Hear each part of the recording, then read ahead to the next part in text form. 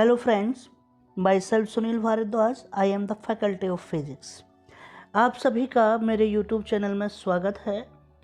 आज मैं आपको न्यूक्लियर फिजिक्स के सिलेबस के बारे में आपको डिटेल से बताऊंगा। साथ ही आपके प्रैक्टिकल एग्जाम के अंदर आने वाले हैं उनके बारे में मैं आपसे डिटेल में बताऊंगा। जो भी आपको लेक्चर देखना है आप हमारे YouTube लिंक से हमारे चैनल पर देख सकते हो और साथ ही टेलीग्राम पर आपको इनके नोट्स अवेलेबल हो जाएंगे। तो चलिए हम अपनी सिलेबस को स्टार्ट करते हैं। जैसा कि आपने बहुत सारे एग्ज़ाम दिए हैं उसमें बिल्कुल मैं आपको बता देता हूँ, ये नोट आपको याद रखना है जो कि क्वेश्चन पेपर के अंदर आपको गिवेंगे। ये क्वेश्चन पेपर के एक फॉर्मेट को दर्शाता है। फर्स्ट पॉइंट में आपने देखा होगा the syllabus is divided into 3 units. आपको पता है आपका जो सिलेबस है वो 3 भागों में बटा हुआ है। 8 questions will be set up, at least 2 question will be set from each unit and student will have to attempt at least 1 question from each unit। इसने कहा है कि आपके कुल 8 क्वेश्चन रहेंगे, हर एक यूनिट के अंदर 2 क्वेश्चन रहेंगे और हर स्टूडेंट को उन 2 क्वेश्चनों में से आपको 1 क्वेश्चन करना कंपलसरी है और आपको टोटल 5 क्वेश्चन करने होंगे। ठीक है, a student has to attempt 5 question in all. तो आप इसमें कह दिया कि स्टूडेंट को सभी में से 5 क्वेश्चन ही करने होंगे। दूसरा पॉइंट देखिए, 20% numerical problem are to be set. 20% आपका जितने भी नंबर का 20 पेपर रहेगा उसका 20% निकाल लेना। 20% आपका क्या आएगा, 20% आएंगे आपके न्यूमेरिकल आएंगे। Numerical use of scientific calculator is allowed. आपका जो साइंटिफिक कैलकुलेटर आप उसको भी यूज कर सकते हो। ये हमारा एक फॉर्मेट रहा सिलेबस का।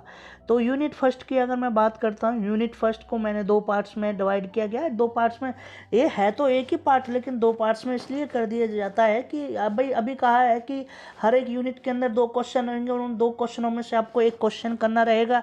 इसलिए मैं आपको पॉसिबिलिटी दिखा देता हूँ कि 1 क्वेश्चन यहाँ से बन जाएगा, 1 यहाँ से बन जाएगा। तो आप इस तरीके से सिलेबस को भी कर सकते हो। तो चलिए सिलेबस को स्टार्ट करते हैं। Nuclear mass and binding energy, ये हमारे पास में न्यूक्लियर मास के बारे में बता रहा है और बाइंडिंग एनर्जी के बारे में बता रहा है। Systematic nuclear binding energy, nuclear stability, nuclear size, spin parity, statistics, magnetic dipole movement, quadrupole movement और शेप कंसेप्ट, ये सारी चीज़ है। इसमें से थोड़ा बहुत पार्ट आपने 12th के अंदर पढ़ा है, जैसे कि न्यूक्लियर मास के बारे में पढ़ लिया, बाइंडिंग एनर्जी के बारे में पढ़ लिया, न्यूक्लियर बाइंडिंग एनर्जी के बारे में पढ़ लिया, न्यूक्लियर स्टेबिलिटी के बारे में पढ़ लिया, न्यूक्लियर साइज के बारे में आपने पढ़ा है, spin parity, statistics, magnetic dipole movement और क्वाड्रोपोल मूवमेंट, ये शायद आपने नहीं पढ़े होंगे। चलिए इनको हम आपको पढ़ा देंगे। उसके बाद में आ जाता है determination of mass by Bainbridge and Jordan mass spectrograph. इसके बारे में एक एक्सपेरिमेंट है। Determination of charge by Moseley law, determination of size of nuclei by Rutherford, back scattering. तो ये सारा एक एक्सपेरिमेंट है। इस तरीके से हम यहाँ से एक पार्ट इसका कर सकते हैं। यूनिट सेकंड की अगर मैं बात करता हूँ तो यूनिट सेकंड में बहुत बड़ा पार्ट है। इसके अंदर आएगा interaction of heavy charge particle. आपको हैवी चार्ज पार्टिकल के इंटरेक्शन के बारे में बताना, जो कि क्या होते हैं, अल्फा पार्टिकल्स होते हैं। Alpha disintegration and its theory, energy loss of heavy charge particles, idea of Bethe formula, no derivation. हमें केवल बेथ फॉर्मूले से ही बताना है, नो उसका डेरिवेशन नहीं देना। Energetics of alpha decay, range and struggling of alpha particle और जिगर न्यूटन लॉ। ये न्यूटन लॉ हमेशा आता ही आता है, तो ये एक पार्ट हो गया यहाँ से। इस तरीके से this is the important part. और interaction of heavy charge particle, alpha particle को ही कहा जाता है। आपने पढ़ा होगा 12 के अंदर what is the alpha particle, beta particle and gamma raise, ये सारी चीज़ आपने पढ़ी है। अब मैं बात करता हूँ introduction of light charge particle. ये हमारे लाइट चार्ज पार्टिकल है। Alpha particle heavy charge particle हैं और ये हमारे क्या है, लाइट पार्टिकल है, which is known as beta particles. इनको क्या कहा जाता है, बीटा पार्टिकल्स कहा जाता है। Origin of continuous beta spectrum, neutrino hypothesis, types of beta decay and energetic of beta decay, energy loss of beta particles, ionisation कहते हैं, range of electrons absorption of beta particles, ये हमारा दूसरा beta particle का concept हो गया। This unit is divided into 3 parts के case में, alpha beta and gamma rays. तो थर्ड केस देखिए इसका, इंटरेक्शन ऑफ गामा रेज। हमें गामा रेज के बारे में बताना है। नेचर ऑफ गामा रेज क्या है, एनर्जेटिक ऑफ गामा रेज क्या है, passage of gamma rays, gamma radiation through matter के अंदर, जैसे आपने देखा होगा photo electric, Compton and pair production effect. ये photo electric effect and Compton effect आपने क्वांटम मैकेनिक्स के अंदर आपने पढ़ा था। तो electron positron, annihilation, absorption of gamma rays, जिसको हम कहते हैं मास एटेन्यूएशन कोफिशिएंट। क्या होता है, mass attenuation coefficient and its application. तो इतना सारा पार्ट हम इस यूनिट के अंदर पढ़ेंगे। ये यूनिट 3 पार्ट्स में, इसमें हमें केवल स्टडी करनी है heavy charge particle which is known as alpha particle, light charge particle which is known as beta particles, और हमें फिर गामा रेज के बारे में आपको बताना है। अब मैं बात करता हूँ थर्ड यूनिट्स की।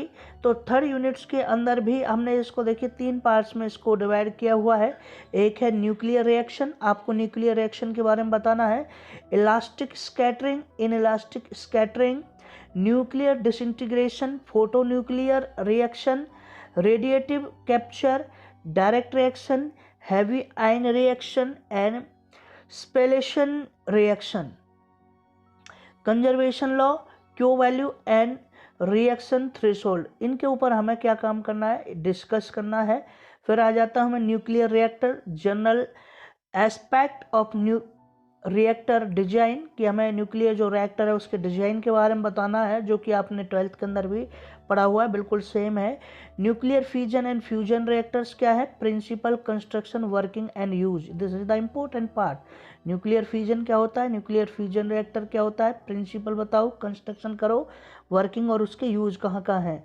Linear accelerator, tandem accelerator, cyclotron and betatron accelerator, इनमें से एक पार्ट जरूर आता है। जितने भी आपके ये एक्सेलरेटर हैं इनमें से एक पार्ट आएगा ही आएगा। Ionisation chamber, proportional counter, GM counter, detail study, और ये है scintillation counter and semiconductor detector.